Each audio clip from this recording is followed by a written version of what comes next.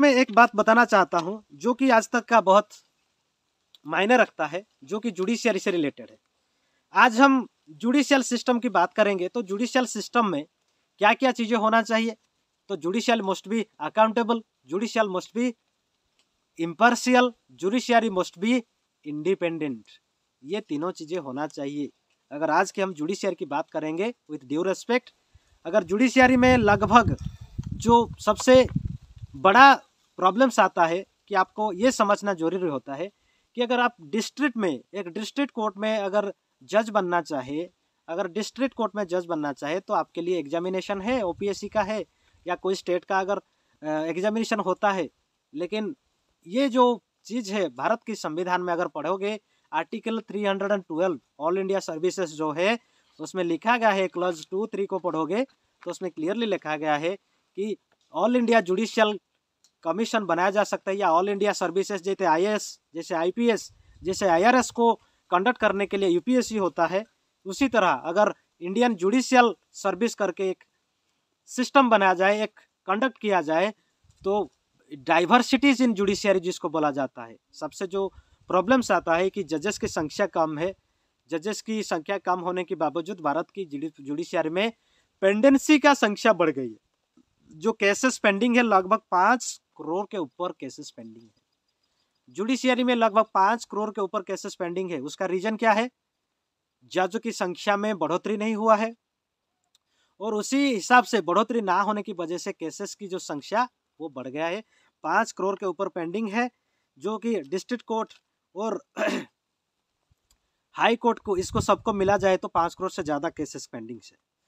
तो उसमें अगर आज के हिसाब से देखा जाए कि भारत में जो जस्टिस VS मलिमत का जो रिकमेंडेशन था और लॉ कमीशन इंडिया का जो रिकमेंडेशन था कि 10 लाख लोगों में 50 जजेस होने चाहिए, अगर आज की आंकड़ा देखोगे अगर ही तो 50 एक मतलब 10 लाख लोगों में आज 14-15 जजेस हैं, तो ऐसे पेंडेंसी रहेगी ही। तो उसको संख्या बढ़ाना होगा। कैसे संख्या बढ़ाना होगा? जैसे आईएएस आईपीएस का रिक्रूटमेंट होता है, आईआरएस का रिक्रूटमेंट होता है, उसी तरह आर्टिकल 312 एंड क्लॉज 2, 3, 4 तीनों को अगर मिला के यूपीएससी के अंदर की क्यों ना हो एक ऑल इंडिया जुडिशियल सर्विस का सिस्टम निकलना चाहिए। और उसमें जैसे 21 साल होता है तो कोई भी जो लड़के होते हैं, कोई भी स्टूडेंट्स होती है वो आईएएस देने के लिए उसकी एलिजिबिलिटी होती है। उसी तरह अगर 21 साल में अगर 25 साल भी हो तो कोई भी इंसान कोई भी कैटेगरी में हो, या शायद SC/ST हो सकता है, जनरल कैटेगरी हो सकता है या DTNT हो सकती है, किसी भी प्रकार की जो भी कैटेगरी से लोग हैं, इंसान है भारत के अंदर, वो IJS करके परीक्षा दे के डाइवर्सिटी जो होना चाहिए जुडिशियरी में कि हर वर्ग से लोग आए, हर वर्ग से लोग जज बने, ये चीज़ों को सुनिश्चित किया जा सकता है। उसमें अमेंडमेंट लाने की जरूरत है, ये चीज़ों को समझना जरूरी होता है। तो उसके साथ साथ अगर यूरोपियन की रिपोर्ट आप देखेंगे, यूरोपियन कंट्री की रिपोर्ट को देखेंगे, वहां पर लगभग 10 लाख लोगों में यूरोप में 200 जजेस हैं, 210 जजेस होते हैं। और यूएस में अगर देखोगे 10 लाख लोग यानी कि 1 मिलियन लोगों में लगभग 150 जजेस है, इसलिए वहाँ की सिस्टम्स ज़्यादा स्ट्रांग होती है। तो यही चीज़ों है जो कि भारत की जो लक्ष्य है उसके वजह से भारत जिस चीज़ पर जाना चाहिए था, जो साइंटिफिक लेवल पे जाना चाहिए था, वो साइंटिफिक लेवल पे अपनी सक्सेस को नहीं जा पाई। ये जो 3-4 चीज़ मैंने बताई, उसी चीज़ों को सुधारना होगा। और सारे चीज़ों को जो बजट में जब पेश होती है, बजट में एजुकेशन में मिनिमम 10% या 8% तक का खर्चा करना होगा। उसी की बराबर स्वास्थ्य में बराबर 5 से 6% लाना होगा। रोजगार, उसके साथ साथ आवास, उसके साथ साथ सामाजिक सुरक्षा, ये सारे जो 5 जो यूनिवर्सल पब्लिक गुड का जो पॉलिसी होती है, सबको शिक्षा, सबको स्वास्थ्य, सबको रोजगार, सबको आवास और सबको सामाजिक सुरक्षा, ये होता है 5 प्रिंसिपल्स ऑफ पब्लिक गुड। ये चीज़ों को अगर हम सुनिश्चित करें तभी जाकर सोशल सिक्योरिटी सिस्टम को बढ़ाए, मानव अधिकार की जो लॉ है उसको पार्ट 3 फंडामेंटल राइट्स में ऐड करे, फंडामेंटल ह्यूमन राइट्स करके उसको अमेंडमेंट करके इनकॉर्पोरेट करे। बाकी उसी ह्यूमन राइट्स के तहत स्पेशल मैकेनिज्म हो, स्पेशल उसका कंपोजिशन हो, स्पेशल कोर्ट्स बने, ह्यूमन राइट्स कोर्ट्स बने, और बाकी जो कोर्स के साथ साथ बहुत सारे जजेस की संख्या में बढ़ोतरी करना चाहिए, इंफ्रास्ट्रक्चर को बढ़ाना चाहिए। ये चीज़ों के ऊपर अगर ज़्यादा पैसा खर्चा करेगी सरकार, तभी जाकर ये चीज़ें सफल होगी। इसके लिए ये संभव है। क्यों संभव है? क्योंकि भारत के पास लगभग आज की अगर जीडीपी के मैं बताऊं आपको, तो जीडीपी के हिसाब से भारत 5वां सबसे अमीर राष्ट्र है। सबसे अगर अमीर राष्ट्रों की लिस्ट में देखोगे तो हम 5वें नंबर पर है। हमारे पास बहुत ज़्यादा संपत्ति है, लगभग 2.7 ट्रिलियन का संपत्ति है जीडीपी हमारा। 2.7 ट्रिलियन मतलब 200 लाख करोड़ का संपत्ति है, जो कि हमारे जीडीपी है। तो हमारे पास बहुत पैसा है देश के लिए।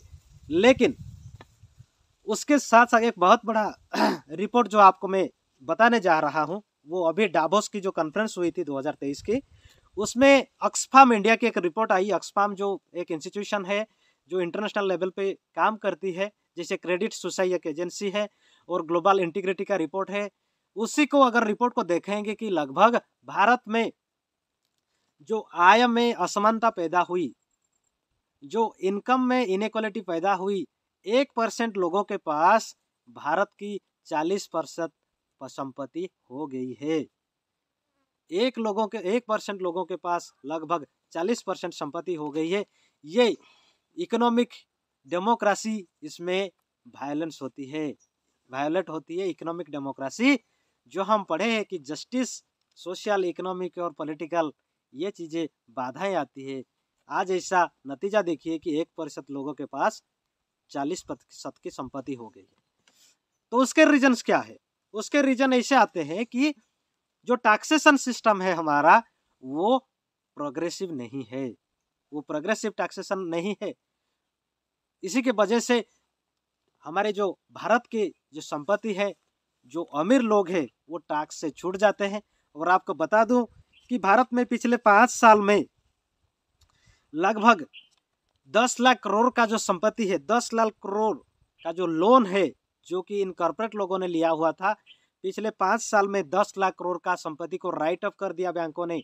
राइट ऑफ मतलब उसको माफ कर दिया, ताकि वो एनपीए हो गई। एग्रीकल्चर का अगर एनपीए देखेंगे, नॉन परफॉर्मिंग एसेट्स, वो 15% है। अगर सबसे ज्यादा एनपीए जो है वो कॉर्पोरेट सेक्टर का एनपीए ज्यादा है, 48% एनपीए कॉर्पोरेट लोगों का है, जो ब्याज लोन की वजह से है। रिटेल में 18% है, और एमएसएमई जो है उसमें लगभग 18% का एनपीए है, और एग्रीकल्चर का 16% का एनपीए है। तो सबसे ज्यादा एनपीए कॉर्पोरेट सेक्टर्स में है। तो इसलिए सरकार को ये चीजें करना ज्यादा जरूरी है कि उसमें प्रोग्रेसिव टैक्सेशन को लगाया जाए, ताकि जो बड़े बिजनेसमैन से बड़े अमीर, जो कि भारत सरकार से लोन लेके, लोगों की पैसा से लोन लेके ये चीजें किया है, फिर उसके लोन को राइट ऑफ कर दिया गया, उनके ऊपर 50% तक का अगर टैक्स लगाया जाएगा, ताकि इकोनॉमिक इनइक्वालिटी को सुनिश्चित किया जा सकता है। तो यही चीजें हैं दोस्तों। अगर भारत की यात्रा को हम देखेंगे 74 साल में, तो हम कितना आगे हैं और कितना पीछे हैं, इस रिपोर्ट से आपको पता होगा। और रिपोर्ट के हिसाब से बहुत सारी चीजें हैं जो आपको दिखने के लिए आना चाहिए, और उसको समझने के लिए बहुत सारे चीजें हैं, उसको भी आप समझ सकते हैं, पढ़ सकते हो। और वो रिपोर्ट को अगर एक एक करके बताऊं तो बहुत वो लेंथी होता है, बहुत चीजें बढ़ के आ जाती है। तो दोस्तों, रिपब्लिकन कंसेप्ट जो है, रिपब्लिकन कंसेप्ट में ये एक बहुत बड़ा पैमाने पर कंसेप्ट है कि रिपब्लिकनिज्म जो है, कॉन्स्टिट्यूशनलिज्म जो है, ये बहुत इंपॉर्टेंट इसलिए है क्योंकि अगर भारत में आप देखें, अगर किसी एक कैटेगरी का और किसी एक तरफ की एक फील्ड का लोगों का समस्या होती है, तो दूसरे जो लोग हैं वो चुपचाप बैठते हैं। ये रिपब्लिक नहीं है। Republic is not a slogan, constitution is not a slogan, संविधान एक स्लोगन नहीं, ये एक वे है, ये एक रास्ता है। रिपब्लिक स्लोगन नहीं, एक रास्ता है। तो रिपब्लिक्स में उसका जो मतलब होता है, किसी भी तरह का अगर पब्लिक रॉन्ग होती है, तो लोगों को उस रॉन्ग के अगेंस्ट में अपनी आंदोलन करनी चाहिए, सड़क से लेकर संसद तक का आंदोलन करनी चाहिए। यही होता है रिपब्लिक कंसेप्ट। चाहे किसी भी फील्ड में गलती हो, किसी भी फील्ड में पब्लिक रॉन्ग हो, वो चाहे पॉलिटिक्स में हो, वो चाहे इकोनॉमिक्स में हो, वो चाहे एजुकेशन में हो, या चाहे सोसाइटी में हो, जिस भी अगर चीज में अगर गलत होती है, पब्लिक रॉन्ग्स होती है, अगर उसके खिलाफ हम आवाज ना उठाए, जैसे अगर उदाहरण के तौर पर जैसे अगर किसानों का जो लोग आंदोलन कर रहे थे किसान, तो बाकी लोग चुप थे। अगर किसी सेक्टर्स का लोग, अगर गवर्नमेंट सेक्टर कहीं पे प्रॉब्लम्स आती है, वो जब आंदोलन करती है तो बाकी लोग चुप बैठते हैं। इससे रिपब्लिकन कंसेप्ट सक्सेस नहीं होगा। हम सिर्फ वोट देने से रिपब्लिक नहीं बनता, या हमारी जो राष्ट्र की जो हेड है, राष्ट्रपति है, सिर्फ उनको हम चुनाव करके जिताते हैं हमारी राष्ट्र की हेड को, इसलिए रिपब्लिक्स नहीं बनता।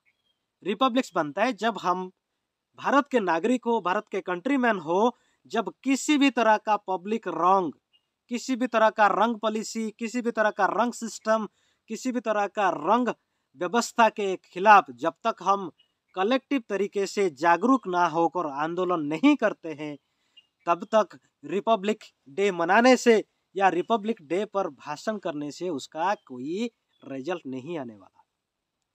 तो रिपब्लिक डे को अगर सच में अगर हमको रिपब्लिक बनना है, तो मैं जो जो चीज़ों पर बातें की उसी पर अमल में लाना होगा हम लोगों को।